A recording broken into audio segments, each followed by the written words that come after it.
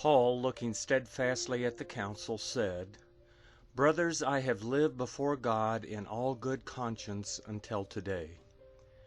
The high priest Ananias commanded those who stood by him to strike him on the mouth. Then Paul said to him, "God will strike you, you whitewashed wall.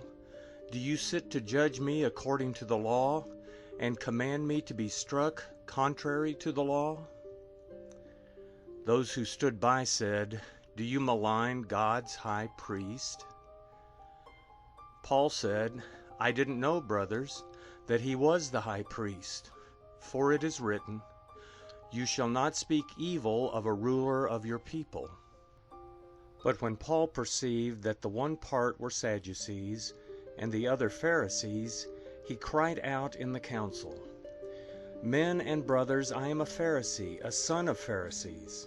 Concerning the hope and resurrection of the dead, I am being judged."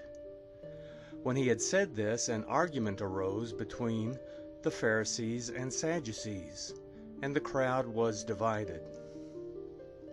For the Sadducees say that there is no resurrection, nor angel, nor spirit, but the Pharisees confess all of these.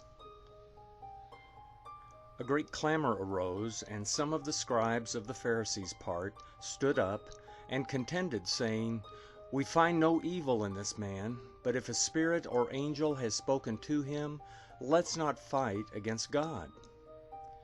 When a great argument arose, the commanding officer, fearing that Paul would be torn to pieces by them, commanded the soldiers to go down and take him by force from among them and bring him into the barracks. The following night the Lord stood by him and said, "Cheer up, Paul, for as you have testified about me at Jerusalem, so you must testify also at Rome."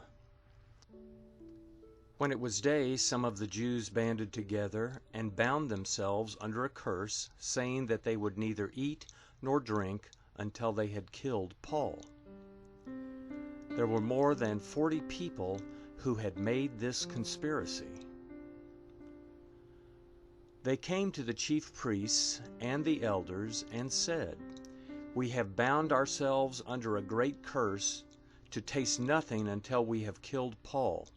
Now therefore you with the council inform the commanding officer that he should bring him down to you tomorrow, as though you were going to judge his case more exactly.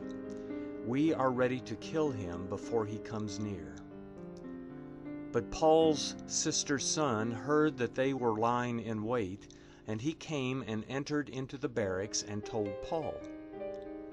Paul summoned one of the centurions and said, "Bring this young man to the commanding officer, for he has something to tell him." So he took him and brought him to the commanding officer and said, "Paul the prisoner summoned me and asked me to bring this young man to you. He has something to tell you." The commanding officer took him by the hand and going aside asked him privately, "What is it that you have to tell me?" He said, "The Jews have agreed to ask you to bring Paul down to the council tomorrow, as though intending to inquire somewhat more accurately concerning him. Therefore don't yield to them, for more than 40 men lie in wait for him, who have bound themselves under a curse to neither eat nor drink until they have killed him. Now they are ready, looking for the promise from you." So the commanding officer let the young man go, charging him, "Tell no one that you have revealed these things to me." He called to himself 2 of the centurions and said, "Prepare 200 soldiers to go as far as Caesarea with 70 horsemen and 200 men armed with spears at the 3rd hour of the night." He asked them to provide animals that they might set Paul on one and bring him safely to Felix the governor. He wrote a letter like this: "Claudius Lysias to the most excellent governor Felix, greetings. This man was seized by the Jews and was about to be killed by them, when I came with the soldiers and rescued him, having learned that he was a Roman. Desiring to know the cause why they accused him, I brought him down to their council. I found him to be accused about questions of their law, but not to be charged with anything worthy of death or imprisonment. When I was told that the Jews lay in wait for the man, I sent him to you immediately, charging his accusers also to bring their accusations against him before you. Farewell. So the soldiers, carrying out their orders, took Paul and brought him by night to Antipatris. But on the next day they left the horsemen to go with him and returned to the barracks. When they came to Caesarea and delivered the letter to the governor, they also presented Paul to him. When the governor had read it, he asked what province he was from.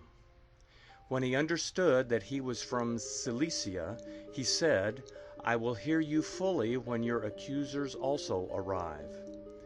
He commanded that he be kept in Herod's palace.